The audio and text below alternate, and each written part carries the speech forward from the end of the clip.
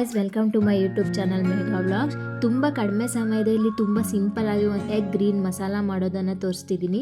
ಇದು ಚಪಾತಿ, ರೋಟಿ, ಪರೋಟ, ರೈಸ್ ಎಲ್ಲದಕ್ಕೂ ತುಂಬ ರುಚಿಯಾಗಿರುತ್ತೆ. ತುಂಬ ಕಡಿಮೆ ಸಮಯದಲ್ಲೂ ಆಗುವಂಥ ರೆಸಿಪಿ ಇದು.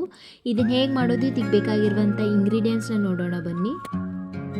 ಫಸ್ಟಿಗೆ ಈ ಎಗ್ ಗ್ರೀನ್ ಮಸಾಲ ಮಾಡೋದಕ್ಕೆ ಸಿಂಪಲಾಗಿ ಒಂದು ಮಸಾಲ ರುಬ್ಕೊಳ್ಳೋಣ. ಮಸಾಲ ರುಬ್ಕೊಳ್ಳೋಕ್ಕೆ ಒಂದು ಮಿಕ್ಸಿ ಜಾರಿಗೆ 2 ಈರುಳ್ಳಿ ಕಟ್ ಮಾಡಿ ಹಾಕಿದ್ದೀನಿ, 2 ಗೆಡ್ಡೆ ಬೆಳ್ಳುಳ್ಳಿ, ಆಮೇಲೆ 1 ಸ್ಪೂನ್ ಗಸಗಸೆ, 1 ಸ್ಪೂನ್ ಮೆಣಸು, 6 ಗೋಡಂಬಿ, ಅರ್ಧ ಸ್ಪೂನ್ ಜೀರಿಗೆ, ಸ್ವಲ್ಪ ಚಕ್ಕೆ ಸೇರಿಸ್ಕೊತಿದ್ದೀನಿ.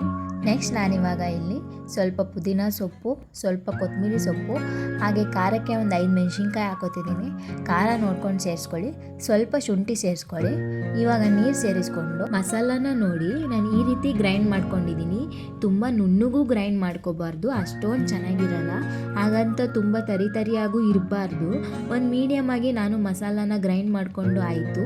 ಇವಾಗ ಮಸಾಲ ಸೂಪರಾಗಿ ರೆಡಿ ಆಗಿದೆ.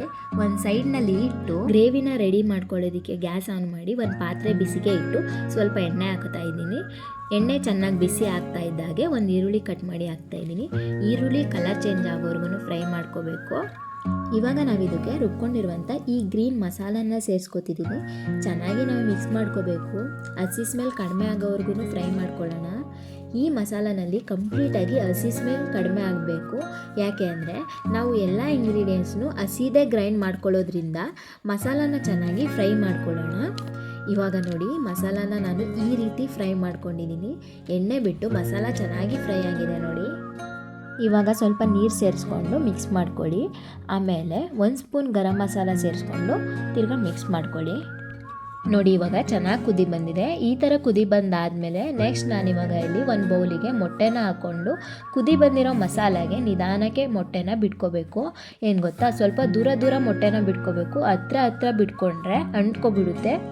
ನಾನಿಲ್ಲಿ 5 ಮೊಟ್ಟೆ ಸೇರಿಸ್ಕೊತಿದ್ದೀನಿ. ಮೊಟ್ಟೆನ ಬಿಟ್ಟ ನಂತರ 5 ಮಿನಿಟ್ಸ್ ಬೇಯಿಸ್ಕೊಳ್ಳಿ. ಬೇಯಿಸ್ಕೊಂಡಿದ್ದಾದಮೇಲೆ ಬೇಯಿಸ್ಕೊಂಡಿರೋ ಮೊಟ್ಟೆನ ಹಾಗೆ ಸೇರಿಸ್ಕೊತಿದ್ದೀನಿ. ನೀವು ಬೇಕಿದ್ರೆ ಸೇರಿಸ್ಕೋಬೋದು, ಇಲ್ಲಾಂದರೆ ಏನು ಬೇಡ. ನೆಕ್ಸ್ಟ್ ಒಂದು 2 ಮಿನಿಟ್ಸ್ ಬೇಯಿಸ್ಕೊಳ್ಳಿ. ಆಮೇಲೆ ಎಗ್ ಗ್ರೀನ್ ಮಸಾಲ ರೆಡಿಯಾಗಿದೆ. ನೀವು ಈ ಈಸಿ ರೆಸಿಪಿನ ಮನೇಲಿ ಒಂದು ಸಾರಿ ಟ್ರೈ ಮಾಡಿ, ಹೇಗಿದೆ ಅಂತ ಕಮೆಂಟ್ ಕೂಡ ಮಾಡಿ. ಇದೇ ರೀತಿ ಈಸಿ ರೆಸಿಪಿಗೋಸ್ಕರ ಮೇಘಾ ವ್ಲಾಗ್ಸ್ನ ಸಬ್ಸ್ಕ್ರೈಬ್ ಮಾಡ್ಕೊಳ್ಳಿ. ನಿಮಗೆಲ್ಲ ಈ ವಿಡಿಯೋ ಇಷ್ಟ ಆದಲ್ಲಿ ಲೈಕ್ ಮಾಡಿ, ಶೇರ್ ಮಾಡಿ, ಕಮೆಂಟ್ ಮಾಡಿ. Thank you.